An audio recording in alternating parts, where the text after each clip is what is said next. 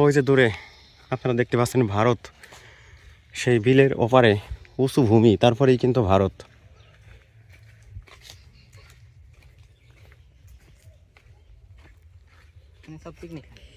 এই তো আমরা মাজার প্রাঙ্গণে এসে গেছি।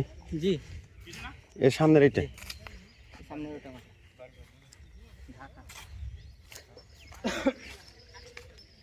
এই যে এটা মাদ্রাসা, এটা মাদ্রাসা না?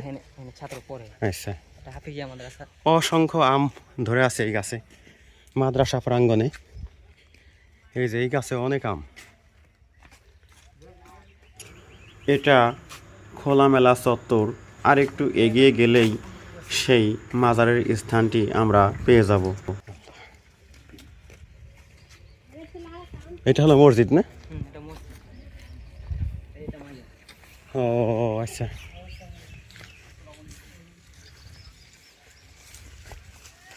দর্শক ঘুরতে ঘুরতে এই যে সেই একটা বেল গাছ দেখতে পাচ্ছি। বেল গাছ না এটা?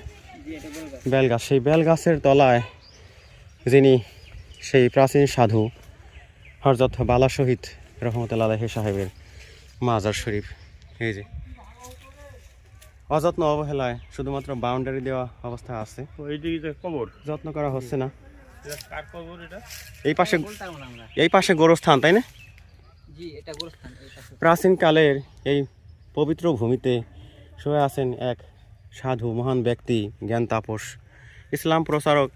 অথচ কত শত শত অবকাঠামো ইমারত বাংলাদেশে নির্মাণ করা হচ্ছে, কত টাকা পয়সা খরচ করে, কিন্তু এই প্রাচীন এই সাধকের মাজার এরিয়া এবং স্থানটিকে এভাবে অরক্ষিত অবস্থায় রেখে দেওয়া হয়েছে, যা আমার ভাবতেও অনেক কষ্ট লাগে।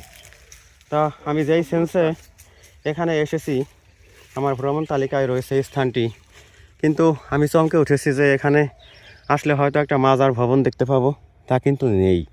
আর সে যাই হোক, মাজার ভবন কোনো মুখ্য বিষয় নয়। তিনি যে একজন বাংলাদেশের প্রাচীন যুগের সাধক, ইসলাম প্রচারক, তার অবদানে হয়তো স্থানীয়রা ধর্মের দিশা খুঁজে পেয়েছে, এটাই হলো মুখ্য কথা।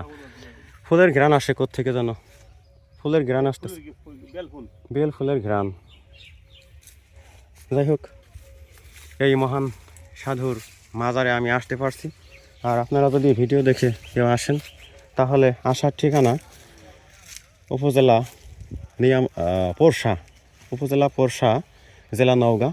একেবারে এই স্থানটির নাম, যদি এটার নাম কি স্থানটা, একেবারে দরগাতলা।